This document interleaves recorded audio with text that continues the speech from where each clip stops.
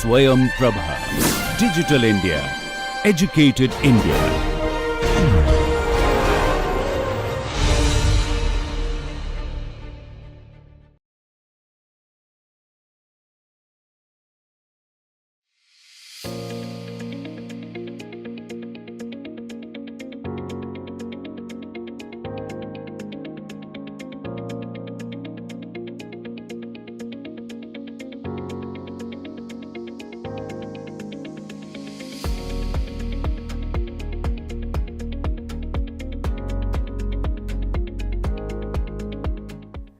A warm welcome to all. Today in this lecture, we will be discussing about urban commons, and the topics that we will be covering are the concept of urban commons and commoning, theorizing the urban commons, where we will be discussing the certain cases. Then the concept of the new commons will be discussed in the urban context. Stravade's concept of urban commoning and institutions of urban commoning will be discussed, and finally we will discuss the urban threshold porosity to expand the common spaces. Let us discuss first what commoning is. Enacted in saturated space that is already densely packed with people, competing usage and the capitalist investment, it is constituted by coming together of the strangers. Commoning as a social process is a way of collectively managing the resources to sustain life according to Leinenberg. These traits make commoning a challenge but more necessary in the urban context due to the rapid and extensive urbanization.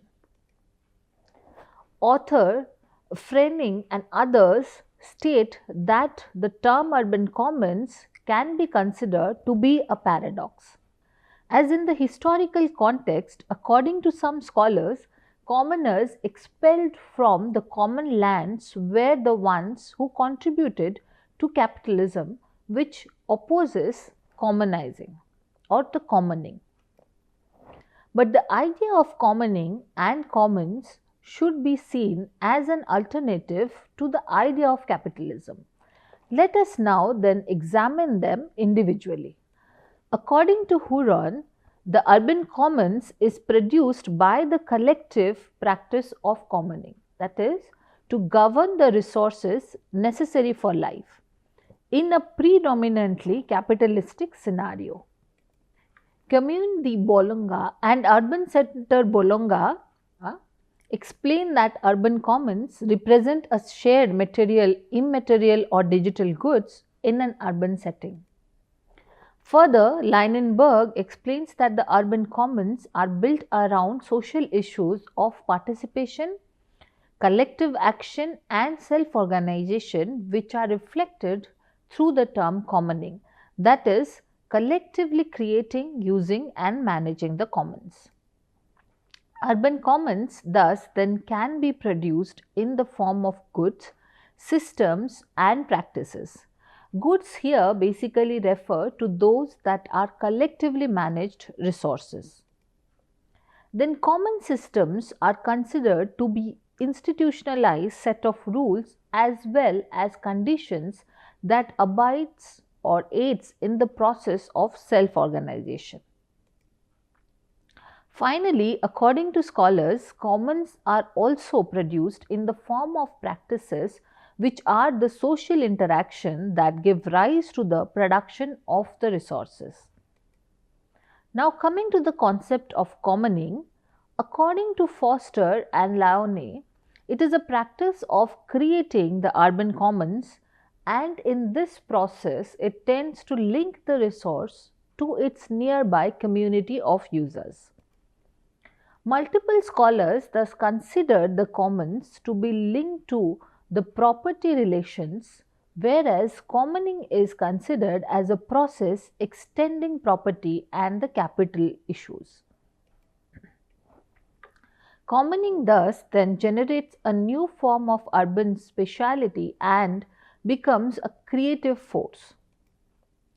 Given this scenario, if a common is socially generated, as Leinenberg, Federici and others maintain, then the city is a socially constructed entity, and that might be best place to look for a commons. But much of the existing work on the urban commons takes the city as a site for the commons without theorizing what may be distinct about a specifically urban commons. Let us now discuss the theorization of the urban commons and its importance. Commons is not, as Hardin sees it, an open access, but rather is a regulated by a closed group of users. Commons is thus not a static thing, as Hardin was giving an example, like a field or a pasture which is static in nature, but it is considered as a social process. The social nature of the commons encourages an understanding of the commons that are explicitly created by humans, including the immaterial world of ideas, knowledge and culture.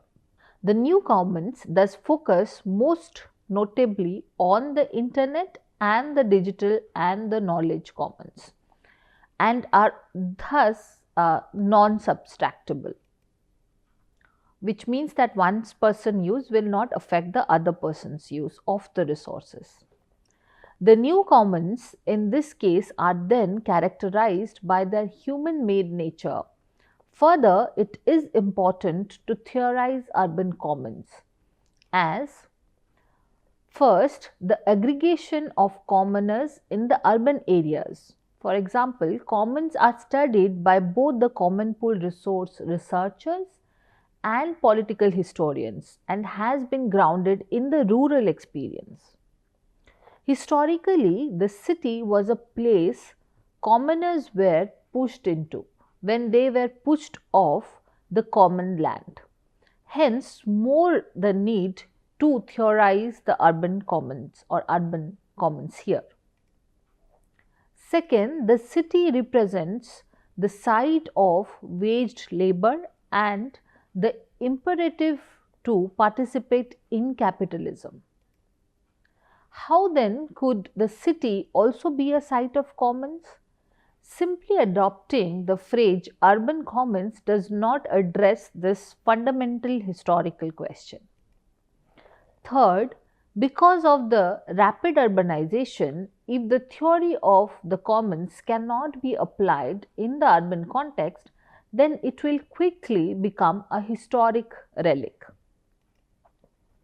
Thus, the urban can be theorized based on the two characteristics of the urban, that are saturated spaces or meeting point of the strangers. First, we find that the urban is saturated with less resources in a small space with high density of population.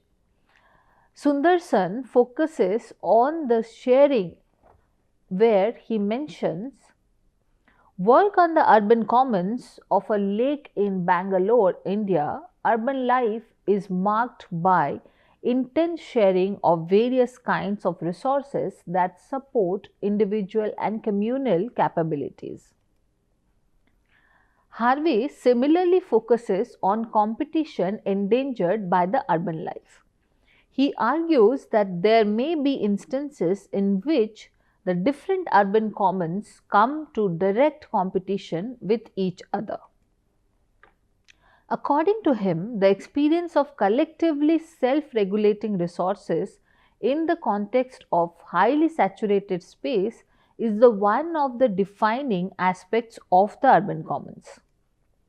Second, characteristics of the urban spaces, according to Sennett, are the places that tend to bring strangers together and thus holds the potential for conflict. In her research on community gardens as commons in the New York City, Eisenberg notes that the community of gardens is constituted through working together, and she would suggest that strangers coming together to work on a common project are distinctly an urban phenomenon.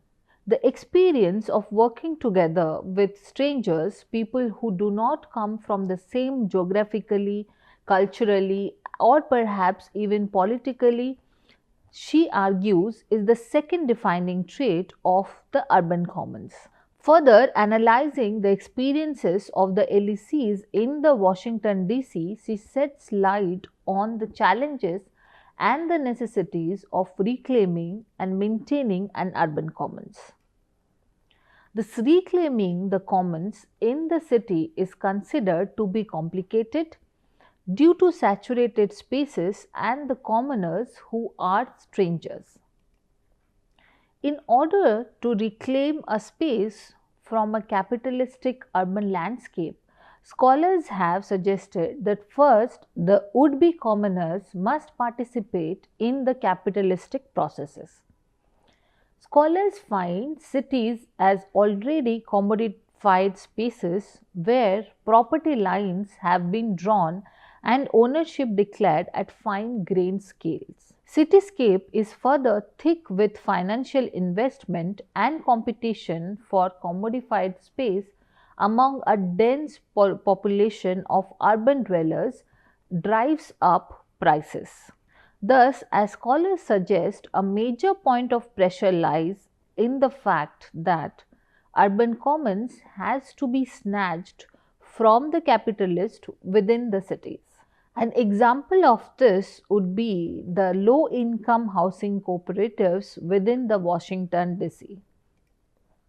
Here, the tenants exercise their rights to purchase their buildings and convert them into low-income housing cooperatives. In this case, they have to pay the former landlords the market prices for the building. They do this often after years of enduring slum conditions, as their landlords have systematically disinvested in their building. Second, for reclaiming a commons in the urban space typically would require working with strangers. Rebecca Solnit, in her study of collective response to disaster, finds that the deep human bonds of caring and mutual aid are often forged in crisis among people who had previously been strangers. Ostrom states that the successful commons are those where their members share a past and expect to share a future. Thus, reclaiming commons in the city would be more difficult than in more traditional community, as the necessary commonality that must exist in the city of strangers is weak or absent. There appears to be a dialectic relationship between common formation and the community formation in this case. Thus, the reclaiming of commons often comes at a point of crisis. In the example of the low-income tenants in the Washington DC, the point of crisis is when their landlords informs them that the building will be sold, and the tenants realize that they are in danger of losing their homes.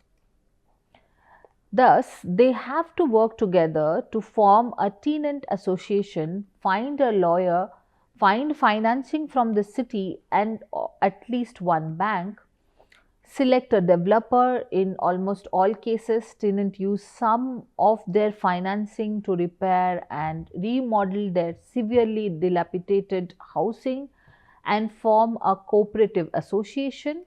So, in 1980, Northern Downtown DC LEC, for example, the building was rented in poor living condition in the 1986. The investor brothers bought it at $4,25,000.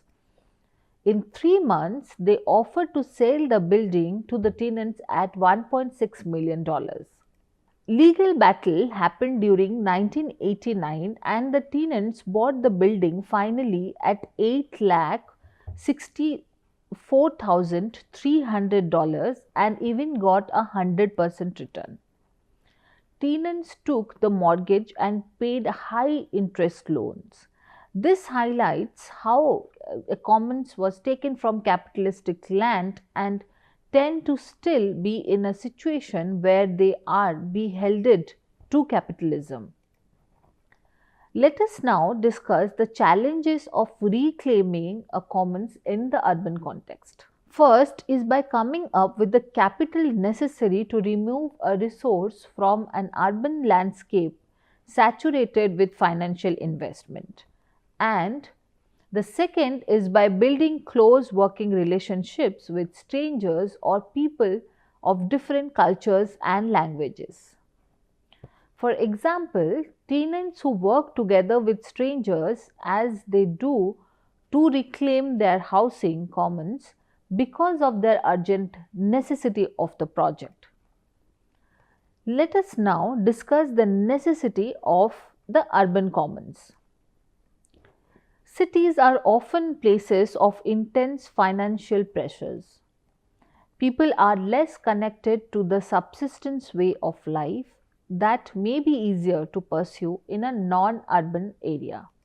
Hence, they are more dependent on selling their labor for wages and paying rent for their homes. For example, the need for affordable housing within the context of an environment that is saturated with commodification.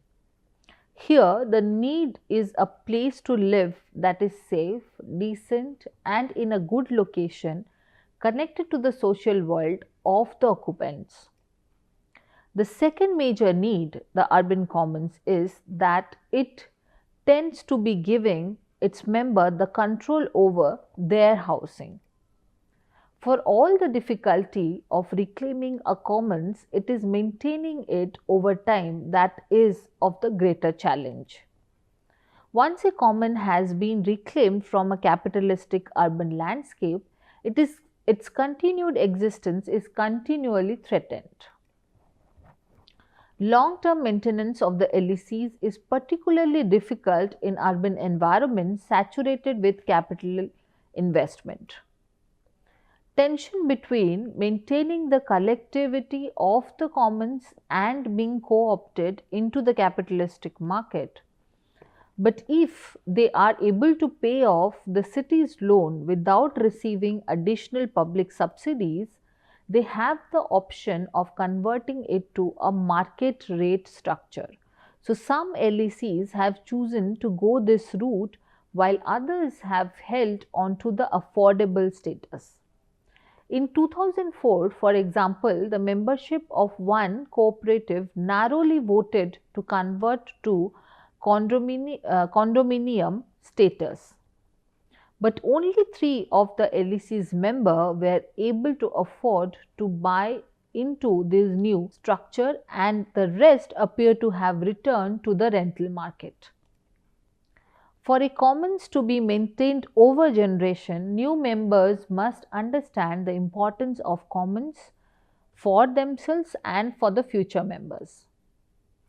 Just as important, the long-term maintenance of the commons requires members to care about the ability of future as yet unknown members, the strangers, to access its vital resource.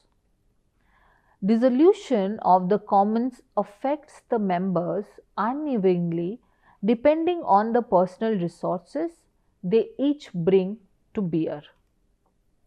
When it comes to the pressure of maintaining the urban commons, 2 such pressures are considered.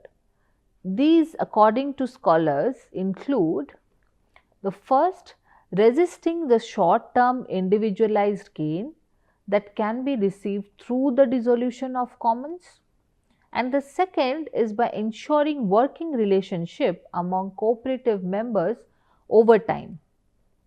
Indeed, the strongest cooperatives seems to be those that cultivate a sense of family, be it biological or social. This is a specific challenge of the urban commons, that is to weave new networks of trust and care amid the alienating pressure of the capitalistic system or the cityscape. Now let us discuss the new commons in the urban context as Hess puts it. According to Hess, the new commons can be of the following types, like the global commons, which include the biodiversity, food security, waste, public health, water shortage, etc. And then the neighborhood commons, which basically includes the community gardens, greenery housings, sidewalks, etc. And then comes the traditional commons, which are, for example, the agriculture, fishery, grazing land, and wildlife. And then comes the cultural commons, which includes the indigenous culture, public art, fashion, tourism, sacred commons, etc. So then also what Ostrom suggested is that there is an infrastructural commons. For example, the wireless communication, the mass communication, the internet infrastructure and the transportation. Then has also suggested that markets can be treated as commons. For example, the capitalism, the gift economy, the exchange commons, all these come under this category. The next what has suggested was medical commons, like for example the public hospitals, the public health care. Then comes the knowledge commons, which comprises of the digital divide, the intellectual property rights, commons, internet, science and peer production. When it comes to the representation of all the new commons within Hess typology, almost all are equally represented within the context of the urban commons. Some exceptions are there for the cases of infrastructural commons, market as commons and medical health as commons. Some of the reasons for this, according to the scholars, is that these sectors are generally public services under the responsibility of the welfare state. According to Stavirides, common spaces can be considered to be different from the public and the private spaces. In this context, Stavirides introduces the idea of common spaces as threshold spaces which separate the common space from the exterior territories, acting as a point of entry and exit into the common spaces. Threshold influence the practice of bridging different worlds, while also influencing the institutions of commoning. Institutions of commoning are the tools of social organization. The processes of commoning takes place as a collective struggle to transform the society's common wealth and expand it and share it into a collaborative network. According to Stavirides, institution of commoning can be of the following types, like the institution of expanding commoning, institutions of domination and the institutions with enclosed commoning. Institutions of expanding commoning is the one that allows social differences to exist and through the processes of translation cause new inventions of commoning that leads to egalitarian sharing. Commoning is thus expanding without any enclosed boundaries within this type of institution of commoning. This also does not align to any form of domination. If we look at the qualities of institutions of expanding commoning, then it encourages differences. For example, in the process of choosing to convert a parking lot area into a park, different people residing within the neighborhood must come together. They may be experienced or inexperienced in the neighborhood issues or in deciding the architectural parameters, and in this process give their equal input. The newcomers are also easily included in these cases. So it provides the tools for translation to take place between the differences, and it controls the potential for accumulation of power. If we look at the institutions of domination, then according to Staverites, these institutions legitimize inequality and differences between those who take decisions and those who do not, or those who have specific rights and those who do not. The two main traits of institution of domination are: first, that is, it provides abstract rights to homogenized groups, and second, all types of institutions classify and predict different types of behavior. If we look into the institutions of enclosed commoning, then it discusses those that promote commoning but only within an enclosed territory. According to Staverides, these thresholds and their porosity determines the creation of expanding the commoning space. Hence, the urban threshold porosity can be considered as the porosity at the boundaries that permits the act of sharing by establishing the intermediary areas of crossing by opening the insides to the outsiders of the common spaces. Threshold porosity over time then gives rise to enhanced citizen engagement. To conclude, the essential feature for carrying out the urban commons is the possibility of controlling and eventually revoking appointed leaders. According to Des Angelis and Staverides, researching the exclusionary practices of urban life is central for understanding commoning. Commons and commonings are an alternative to a capitalistic economy.